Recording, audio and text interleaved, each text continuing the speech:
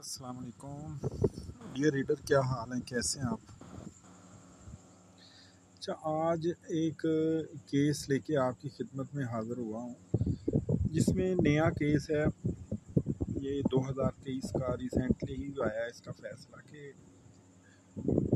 एक बंदे ने मकान या प्रॉपर्टी ख़रीदी 1971 में और उसने रजिस्ट्री नहीं करवाई और पैसे दे दिए और जो है उसने कब्ज़ा जो था उसने मिल गया उसको और वो अपनी उसने रहायश वहाँ पे कर ली। जिसके बाद क्या होता है कि जनाब ये वो प्रॉपर्टी दोबारा से सेल हो गई आगे, ठीक हो गया। को पता है इनके दिल में फतूर होता है, यहाँ पे थोड़ी सी बात से अपना मान ख़राब कर लेते हैं। रजिस्ट्री उसको करवाई नहीं थी तो आगे प्रॉपर्टी सेल आउट हो गई। प्रॉपर्टी सेल आउट होने के बाद क्या होता है कि जो रजिस्ट्री जिसने के नाम पे थी उसके ख़िलाफ़ दावा हो गया।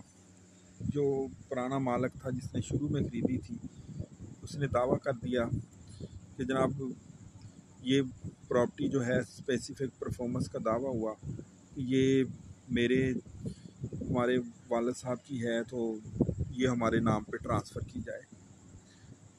तो वो डिग्री हुआ केस उसकी फेवर में और जिसने रजिस्ट्री करवाई थी वो बेचारा रह गया और प्रॉपर्टी उसके नाम पे ट्रांसफ़र हो गई। तो ये बड़ा दिलचस्प फ़ैसला है क्योंकि अक्सर लोगों के हमारे जो पुराने लोग हैं ना वो रजिस्टर्ड डीड नहीं करवाते थे या उनको इतना इल्म ही नहीं होता था कि रजिस्ट्री करवानी कितनी ज़रूरी है। तो अक्सर केसेस में ऐसे होता है कि जो रजिस्टर्ड नहीं करवाया होते उनकी प्रॉपर्टी उनके हाथ से निकल जाती है, फिर वो किसी और को सेल आउट कर देते हैं और ये बड़े चक्कर में होते हैं। लेकिन चूँकि इसमें जो मेन वजूहात थी ये PLD 2023 सुप्रीम कोर्ट 506 ये इसमें अथॉरिटी है जो कि नंबर है। अगर आपसे कभी कोई ऐसा केस है तो आप इसमें ये अथॉरिटी यूज़ कर सकते हैं, वैसे भी लेटेस्ट है। अच्छा, उसमें जो है कि लोग जो हैं अक्सर ये करते हैं कि उनके बाप-दाद या बाप बेच गया है प्रॉपर्टी और कहीं बदकिस्मती से जो ख़रीदने वाला है उसको ने रजिस्ट्री जो है नहीं करवाई हुई तो वो दोबारा सेल आउट कर देते हैं उनके बच्चे। और ये हमने और भी बहुत सारे केसेस देखे हैं कि जिसमें सिर्फ मुख्तारनामा करवा के तो लोग बैठे होते हैं कि जनाब ज़मीन ख़रीद ली या प्रॉपर्टी ख़रीद ली और उसकी रजिस्ट्री कराने के बजाय सिर्फ मुख्तारनामा करवा के रखा होता है। तो मेरे एक दोस्त के पास भी ऐसे ही था। तो मसला ये है कि अब मुख्तारनामा तो किसी वक्त भी कैंसिल हो जाता है। अगर आपको पता हो तो पीछे जो मुख्तारनामा देने वाला है वो किसी वक्त भी उसको कैंसिल कर सकता है। तो आप इतनी रकम दे के उसकी रजिस्ट्री लाजमी करवाया करें ताकि कल को आपको या आपके बच्चों को जो है मुश्किलात जो हैं वो पेश ना आएँ।